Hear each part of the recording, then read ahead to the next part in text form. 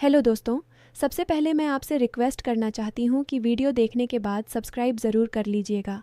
मैं इन वीडियोस को बनाने में बहुत मेहनत करती हूँ और इसी से मैं अपना खर्चा चलाती हूँ। जो भी सब्सक्राइब करेगा, मैं दुआ करती हूँ कि उसकी ज़िंदगी बहुत अच्छी, अमीर और खुशहाल हो। प्लीज़ प्लीज़ सब्सक्राइब कर लीजिएगा। कई साल पहले की बात है। एक छोटे से शहर में, जहाँ गंगा नदी के किनारे पुराने मंदिरों की घंटियाँ बजती रहती थीं, वहाँ रहता था राघव। राघव एक साधारण से सरकारी क्लर्क था। उसकी पत्नी प्रिया घर संभालती थी और उनकी दो छोटी छोटी बेटियां मीरा और अनन्या घर में खिलखिलाती रहती थीं। राघव का सबसे छोटा भाई था आर्यन। आर्यन अब भी सिर्फ 12 साल का था। माता पिता के गुजर जाने के बाद राघव ने आर्यन को अपने घर में ही रख लिया था। वह उसे अपना बेटा समझता था। रोज़ सुबह आर्यन को स्कूल छोड़ता, शाम को पढ़ाई करवाता और रात को कहानियाँ सुनाकर सुलाता। आर्यन की आंखों में भाई के लिए अपार प्यार और सम्मान था। राघव की नौकरी अच्छी चल रही थी, लेकिन घर का खर्च बढ़ता जा रहा था। एक दिन उसकी मुलाकात पुराने दोस्त से हुई। दोस्त ने बताया कि दुबई में अच्छी नौकरी का ऑफर है, सैलरी दोगुनी, रहने का मुफ्त इंतज़ाम। राघव ने सोचा, अगर कुछ साल वहाँ रहकर पैसे जमा कर लूँ तो बच्चों की पढ़ाई, घर और आर्यन का भविष्य सब संवर जाएगा। उसने प्रिया से बात की। प्रिया ने थोड़ा विरोध किया, लेकिन अंत में मान गई। राघव ने आर्यन को गले लगाकर कहा, भाई, मैं कुछ साल के लिए जा रहा हूँ। तुम प्रिया भाभी का ख्याल रखना, पढ़ाई मत छोड़ना। मैं हर महीने पैसे भेजूंगा, तुम्हें कुछ भी कमी नहीं होने दूंगा। आर्यन की आंखें भर आईं। उसने राघव का हाथ पकड़ लिया और बोला, भैया, आप मत जाओ, मैं अकेला हो जाऊंगा। स्कूल से आकर कौन मेरे साथ बैठेगा, कौन मेरी बातें सुनेगा। राघव ने उसके सिर पर हाथ फेरा और मुस्कुराते हुए कहा, बेटा, मैं दूर हूँ, लेकिन दिल से हमेशा तुम्हारे पास ही रहूँगा। प्रिया भाभी तुम्हें अपना भाई समझती हैं। वे तुम्हारा ख्याल रखेंगी। बस तुम अच्छे से पढ़ना और मेरा नाम रोशन करना। आर्यन ने आंसू पोंछे और सिर हिला दिया। राघव दुबई चला गया। शुरू के कुछ महीने सब ठीक चला। हर महीने वह अच्छी रकम प्रिया के अकाउंट में भेजता। साथ में आर्यन के लिए अलग से पैसे भेजता। प्रिया को फ़ोन पर कहता, ये पैसे आर्यन के स्कूल फीस, किताबें, यूनिफॉर्म और उसके लिए अच्छा खाना बनाने के लिए हैं। उसे कभी भी कोई कमी मत होने देना। प्रिया हर बार जवाब देती, हाँ जी, मैं खुद उसे लेकर बाजार जाती हूँ। नई यूनिफॉर्म दिलवाई, किताबें लीं। वह बहुत खुश है, आपको दुआएं दे रहा है। राघव को सुकून मिलता। वह रात को सोते समय सोचता कि उसकी गैर मौजूदगी में भी उसका छोटा भाई सुरक्षित और खुश है। लेकिन धीरे धीरे बातें बदलने लगीं। 2 साल बीत गए। राघव ने छुट्टी लेकर भारत आने का प्लान बनाया। उसने प्रिया को बताया, मैं दिवाली पर आ रहा हूँ, आर्यन को सरप्राइज़ दूंगा। उसके लिए नई साइकिल और अच्छे कपड़े ला रहा हूँ। प्रिया ने खुशी खुशी जवाब दिया, बहुत अच्छा, सब इंतज़ाम कर लूँगी। जब राघव घर पहुँचा तो घर दिवाली की रोशनी से जगमगा रहा था। बच्चियाँ दौड़कर आईं, पापा आ गए। राघव ने दोनों को गोद में उठा लिया। प्रिया मुस्कुराती हुई दरवाजे पर खड़ी थी, लेकिन राघव की नज़र आर्यन को ढूंढ रही थी। वह चारों तरफ देखा, लेकिन आर्यन कहीं नहीं दिखा। राघव ने प्रिया से पूछा, आर्यन कहाँ है? स्कूल से आ गया होगा ना? प्रिया ने कंधे उचकाते हुए कहा, वो तो दोस्तों के साथ बाहर खेलने गया होगा। इतने लोग आए हैं, शायद भीड़ में कहीं छिप गया हो, बाद में मिल जाएगा। राघव ने बात को टाल दिया, लेकिन उसके मन में एक हल्की सी बेचैनी उठी। दिवाली की रात थी। घर में मेहमानों की भीड़ थी। मिठाइयों की खुशबू चारों तरफ फैली हुई थी। राघव ने पूरे घर में आर्यन को ढूंढा, लेकिन वह कहीं नहीं मिला। रात को जब सारे मेहमान चले गए तो राघव ने प्रिया से फिर पूछा, आर्यन अभी तक नहीं आया? उसका फ़ोन भी स्विच ऑन ऑफ आ रहा है। प्रिया ने थोड़ी परेशानी दिखाते हुए कहा, शायद किसी दोस्त के घर रुक गया होगा, कल सुबह तक आ जाएगा। तुम थक गए हो, आराम करो। राघव को नींद नहीं आई। वह बार बार उस पल को याद कर रहा था जब वह दुबई जा रहा था और आर्यन ने रोते हुए कहा था, भैया मत जाओ, मैं अकेला हो जाऊंगा। उसकी मासूम आंखें राघव के दिल में बस गई थीं। अगली सुबह राघव उठा और आर्यन के स्कूल गया। वहाँ प्रधानाचार्य ने बताया, आर्यन पिछले 6 महीने से स्कूल नहीं आ रहा है। हमने कई बार फ़ोन किया, लेकिन जवाब नहीं मिला। राघव का दिल धड़क उठा। वह तेज़ी से घर लौटा और प्रिया से पूछा, आर्यन स्कूल क्यों नहीं जा रहा? तुमने मुझे कभी बताया क्यों नहीं?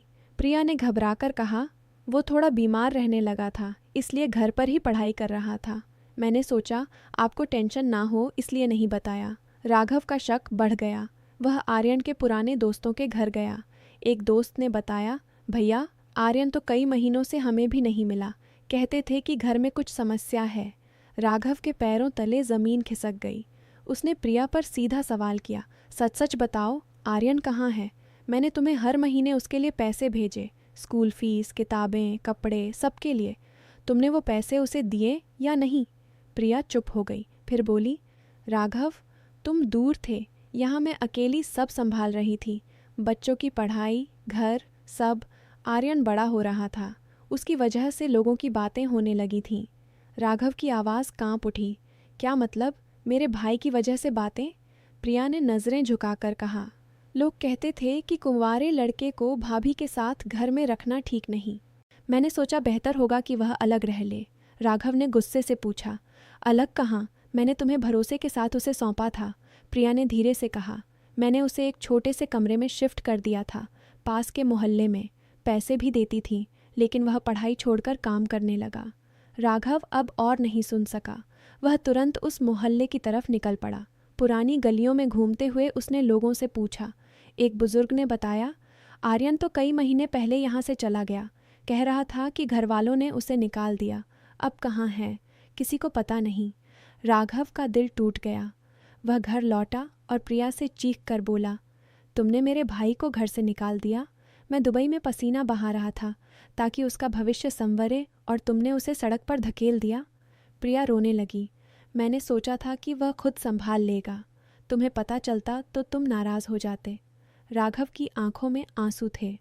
वह याद कर रहा था कि कैसे हर महीने पैसे भेजते समय वह सोचता था कि आर्यन अच्छा खाना खा रहा होगा, स्कूल जा रहा होगा, खुश होगा। लेकिन सच्चाई कुछ और थी। अगले कई दिन राघव शहर की हर गली, हर चौराहे, हर बस स्टैंड पर आर्यन को ढूंढता रहा। वह रेलवे स्टेशन गया, झुग्गी बस्तियों में पूछताछ की। एक जगह उसे पता चला कि आर्यन एक छोटी सी चाय की दुकान पर काम करता था, लेकिन जब वह वहां पहुंचा तो दुकान वाले ने बताया, वह लड़का तो बीमार पड़ गया था, मैंने उसे कुछ दिन पहले छोड़ दिया, अब कहाँ गया पता नहीं। राघव का दिल बेकरार हो रहा था। एक शाम जब वह थक हार कर घर लौट रहा था तो नदी किनारे एक पुराने मंदिर के पास उसे एक पतला दुबला लड़का दिखाई दिया। वह लड़का फुटपाथ पर बैठा कुछ खाने की तलाश में था। राघव ने करीब जाकर देखा। वह आर्यन था। आर्यन के बाल बिखरे हुए थे, कपड़े फटे हुए, चेहरा पीला और आंखों में भूख और डर था। राघव की आंखें भर आईं। वह दौड़कर उसके पास गया और चीख उठा, आर्यन भाई। आर्यन ने चौंक कर ऊपर देखा। कुछ पल उसे यकीन नहीं हुआ, फिर उसकी आंखों से आंसू बह निकले। वह राघव से लिपट गया और फूट फूट कर रोने लगा। भैया आप आ गए, मैं बहुत अकेला हो गया था। राघव ने उसे सीने से लगा लिया। उसके शरीर की कमजोरी महसूस करके उसका दिल टूट गया। मुझे माफ़ कर दे भाई, मैंने तुझे अकेला छोड़ दिया। मैं सोचता रहा कि तू खुश है, लेकिन तू इस हाल में। आर्यन रोते हुए बोला, भैया भाभी ने कहा कि मैं बोझ हूँ, उन्होंने मुझे घर से निकाल दिया।